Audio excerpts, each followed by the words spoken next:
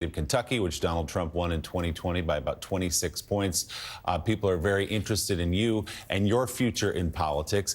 Has anyone reached out to you from the new Harris campaign about the potential for being the vice presidential candidate, her running mate? Well, I don't know how that process is going to work. It's flattering to be a part of it. I take it as a compliment, though, to what we've done in Kentucky. What we've done in Kentucky is what we need to do in this country. Is to move beyond the partisanship, the constant arguing, get beyond neighbors yelling at other neighbors just because of the box they checked when they registered to vote. We need to turn the temperature down and recognize that the most important things to our families, like a good job, health care, safe infrastructure, public safety, public education, none of those are partisan at all. And if we work hard every single day to make progress in those areas, we help all our citizens, not just Democrats, not just Republicans. And this country's has gotten to a boiling point where we just have to move past it. We've got to move to something better. We've got to get back to being Americans and not members of a political party. I believe that that the vice president will win this election. She will move us in that direction, and that's why I'm very excited to provide my full endorsement to her. And so, Governor, would you then be open to the possibility of being a running mate to Vice President Harris? Well, let me first say I love my job. I love serving the people of Kentucky. The only way I would consider something other than this current job is if I believed I could further help my people and to help this country. I also think, whether I'm asked for that or not, that it's important to be out there, contrasting the vice president and those that she is running against. I believe her record is one of standing up for people, is fighting for the American people, and the record on the other side is just fighting for themselves. So as vice president, you undoubtedly would be able to help your own people. So are you at least open to the possibility of being a running mate to Vice President Harris?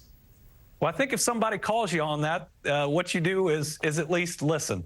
And I want the American people to know what a Kentuckian is and what they look like, because let me just tell you that J.D. Vance ain't from here. The nerve that he has to call the people of Kentucky, of Eastern Kentucky, lazy. Listen, these are the hardworking coal miners that powered the Industrial Revolution, that created the strongest middle class the world has ever seen, powered us through 2 world wars. We should be thanking them, not calling them lazy. And so today was an opportunity to both support the vice president, but also to stand up for my people. Nobody calls us names, especially those that have worked hard for the betterment of this country. So, Governor, you've been able to win election there in a state that overwhelmingly went for Donald Trump. So with that in mind, what should some of the messages be from the Democratic ticket going forward, whether you're on it or not, as it tries to paint this contrast with Donald Trump? Well, what we've got to do is have a message for everyone. What we see from former President Trump are division and trying to rile one group up against others. My faith tells me that's wrong. The Golden Rule says we love our neighbor as ourselves, and the parable of the Good Samaritan says everyone is our neighbor. So how about a unifying message that can bring people together and move us past this boiling point in our country?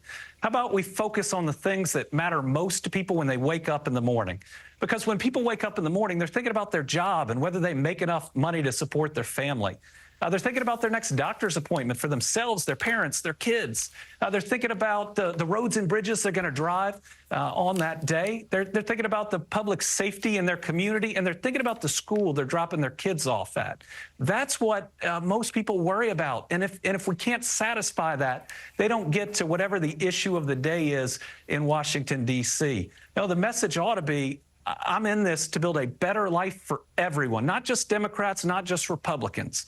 I run as a proud Democrat, but the moment I became Attorney General and Governor, I took that hat off, and I serve every single citizen of my Commonwealth.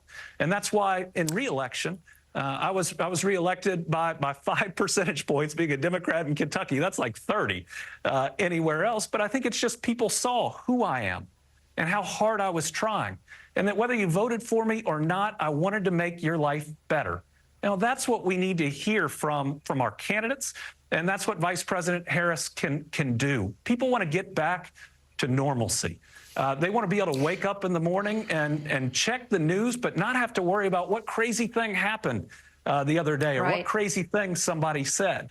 They want to be able to put their kids in front of the TV and not worry about what a former president will say and the language that he'll use. That's who we are as an American people, and that's what we want to get back to. I think you're making a great point, Governor, in your endorsement of Kamala Harris, and I want to ask you more about that. You said earlier, and I thought it was very interesting, we need to get back to becoming Americans. And to your point, what has become partisan in the past few years, or since Trump became president, since he served, is democracy, the concept of democracy. Trump Republicans ignore so much, and they spew out a lot of disinformation, and all of it is working against our democratic values. So who do you hope in this election? Is it really about Democrat and Republican, or is it about democracy? Who do you hope will step up and support the Democratic nominee, and you hope it'll be Kamala Harris?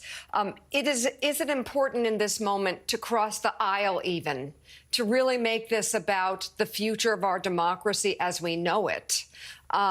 Whether it be George W. Bush or military leaders along with the Obamas and the Clintons, how much, Governor, is at stake in this election? Well, a lot is at stake. And let me say it's always important to cross the aisle because those are our neighbors.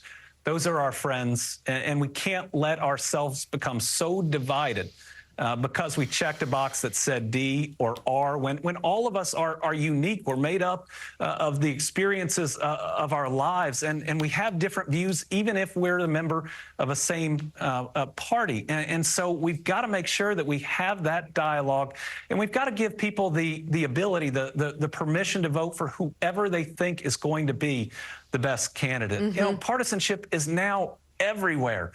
From the car you drive to the beer you drink, you're supposed to pick a side, and we just can't continue that. And that's why I think that the vice president can give a compelling message about being better. For me, that's certainly about my faith, and it's about living my faith and caring about absolutely everyone. And so this election, especially with the contrast of such a divisive figure like former President Trump, who spews anger, that we can create a contrast that hopefully not only wins this election, but moves us past all this craziness we've been living in.